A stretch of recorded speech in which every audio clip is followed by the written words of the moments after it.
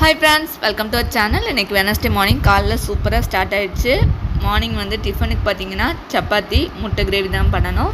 மதியத்துக்கு சொரக்காய் கூட்டு வெண்டைக்காய் பொரியல் செஞ்சு லஞ்ச் பாக்ஸ் பேக் பண்ணிட்டோன்னா வேலை முடிஞ்சிடும். காலைல சாதத்தை அடுப்பில் வேக வச்சுட்டு சைட் பை சைடாக நம்ம குழம்பும் கூட்டும் ரெடி பண்ணிடலாம்.